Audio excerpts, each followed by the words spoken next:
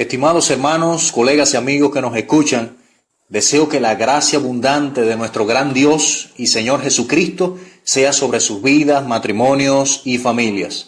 Hoy les invito nuevamente a sumergirnos en la poderosa palabra de Dios.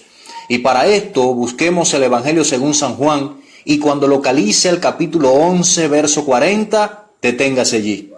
Les comento que desde la iglesia primitiva hay varias voces que reconocen que este cuarto evangelio fue escrito por el apóstol Juan, desde Éfeso en Asia Menor, probablemente entre los años 80 y 90 después de Cristo.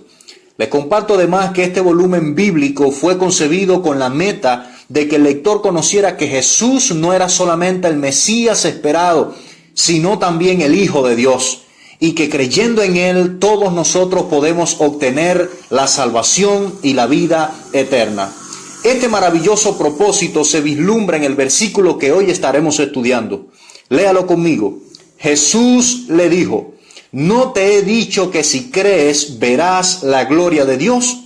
Si desea un título para anotar en su cuaderno, ¿cuál mejor que esta interrogante? ¿No te he dicho que si crees verás la gloria de Dios? Si leemos el capítulo 11, nos daremos cuenta que la pregunta del Señor es dirigida a Marta, haciéndole entender que si ella creía, vería la manifestación de la poderosa gloria de Dios. Y al leer toda esta sección, nos percataremos además que esa manifestación de la que hablaba el Señor Jesús era la resurrección de Lázaro, el hermano de ella, que había muerto hacía ya 4 días, producto a una grave enfermedad. Si crees, verás la gloria de Dios. ¿Qué repercusión tiene esto hoy para nosotros? En primer lugar, debemos percatarnos que esta frase encierra una condicionante. Si crees, verás. O sea que el creer es determinante para ver la gloria de Dios. Si miramos esto desde otra óptica, la frase dijera: si no creemos, no pudiéramos ver la gloria de Dios. Para entender mejor esta frase, les propongo dividirla en 2 partes. La primera sería: si crees, y la segunda: verás la gloria de Dios. Si crees, ¿qué significa creer? Según el diccionario de la lengua española, creer significa estar convencido de que algo es cierto, de que algo es real, en el sentido más amplio de la palabra. Ahora, creer en el ámbito cristiano tiene mucha relación con la fe, al punto que muchos piensan que creer es simplemente tener fe. Aunque en los manuscritos originales la palabra griega para la fe significa no solamente credibilidad, sino persuasión. O sea, atracción por aquello en lo que se cree y además una confianza firme, una confianza que permanezca en el tiempo y que no caduque. La fe es un don de Dios, según declara Romanos capítulo 12, verso 3. Un don que se produce cuando se escucha la palabra de Dios y según la obra del Espíritu Santo en la vida de la persona oyente. La versión bíblica Nueva Traducción Viviente refiere en Hebreos 11:1 que la fe es la confianza de que en verdad sucederá lo que esperamos. Y es lo que nos da la certeza de las cosas que no podemos ver. Pensemos por un momento en el viento.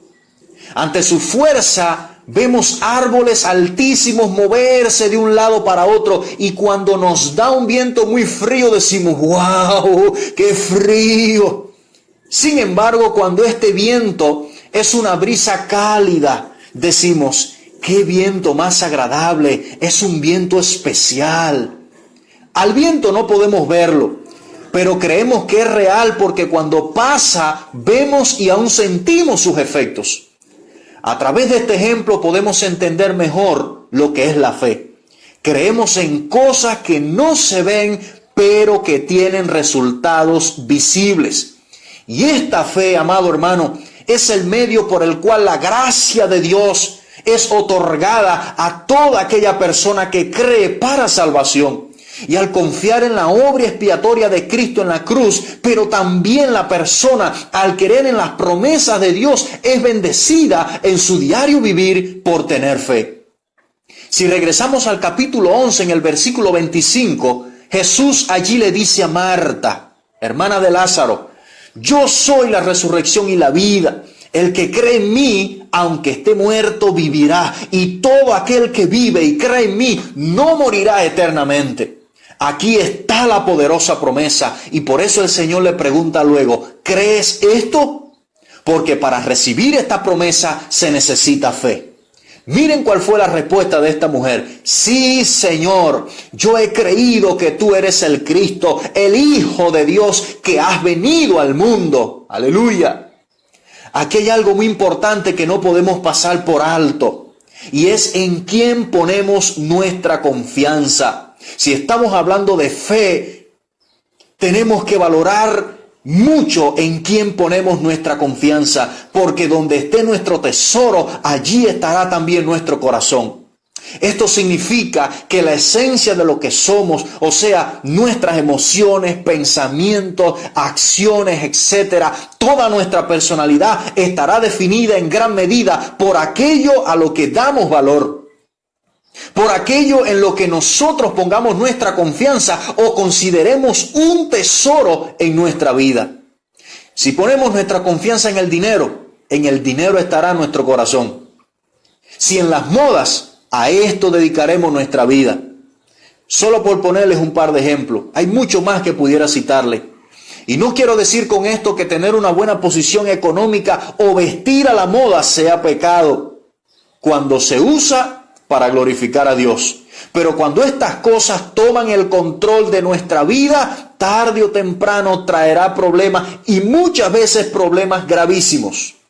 Marta con su declaración dejó bien claro en quién había creído, en quién había puesto su confianza. Al llamar a Jesús estaba aceptando su autoridad. Bendito sea su nombre. Cuando lo llama el Cristo, ella había entendido que Jesús era el Mesías, el ungido de Dios. Y al llamarle Hijo de Dios, ella estaba reconociendo que Él había descendido del Padre. La fe, amado consiervo, que no alcanza a un concepto tan elevado de la persona y la obra de Cristo, es una fe incorrecta. Nuestra confianza debe estar puesta solamente en Jesucristo. Lo demás es secundario. Bien dijo el salmista, gustad y ved que es bueno Jehová, dichoso el hombre que confía en Él. Esto es lo que realmente significa creer en el Señor. Si crees, acabamos de analizar lo que significa esta parte de la frase.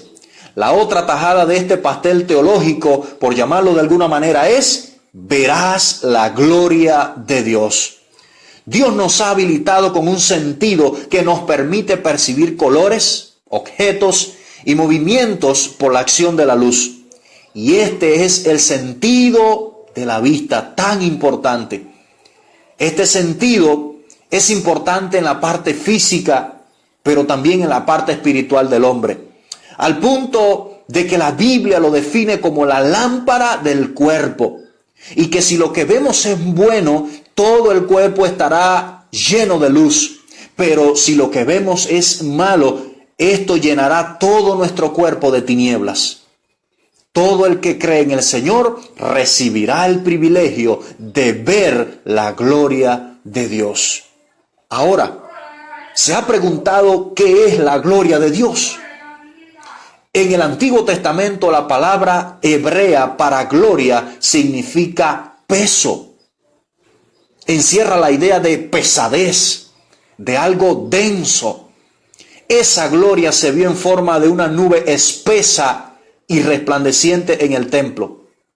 Por citarle uno de los ejemplos, el versículo que se encuentra en Primero de Reyes, capítulo 8, verso 11, dice: y los sacerdotes no pudieron permanecer para ministrar por causa de la nube, porque la gloria de Jehová había llenado la casa de Jehová.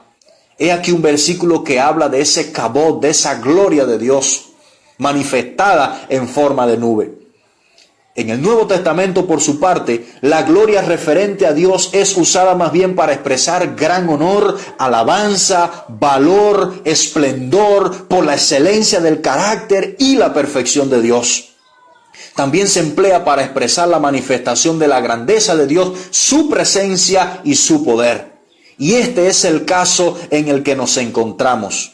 Les invito a leer por un momento el versículo 4. Juan capítulo 11, verso 4. Oyéndolo Jesús dijo: esta enfermedad no es para muerte, escuche bien, sino para la gloria de Dios, para que el Hijo de Dios sea glorificado por ella. Amado consiervo, amada hermana que me escuchas, hemos estado frente a una escena donde Jesucristo, nuestro glorioso Señor, el cual es la manifestación visible de la gloria de Dios, hizo que un hombre que había muerto producto a una enfermedad grave volviera a vivir después de 4 días de muerto.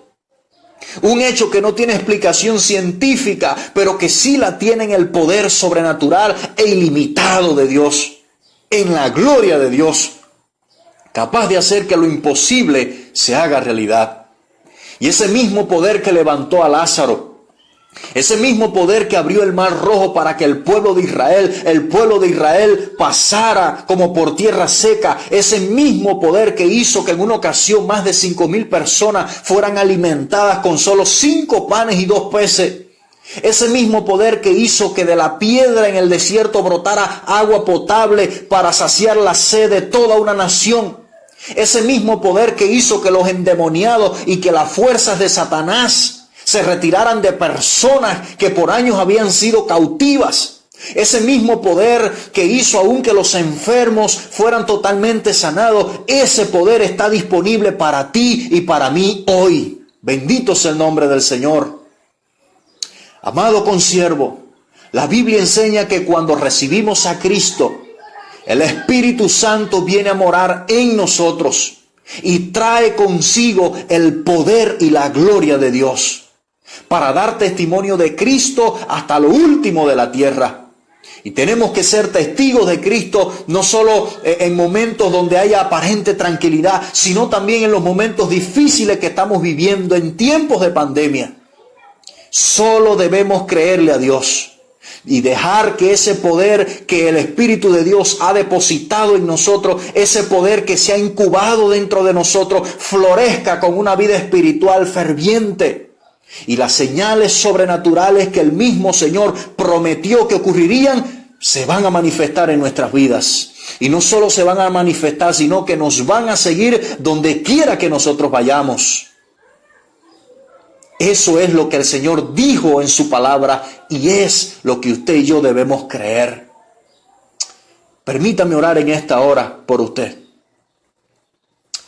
Padre Celestial, te pido que este mensaje que has puesto en mi corazón fortalezca la fe de aquellos que me escuchan en esta hora.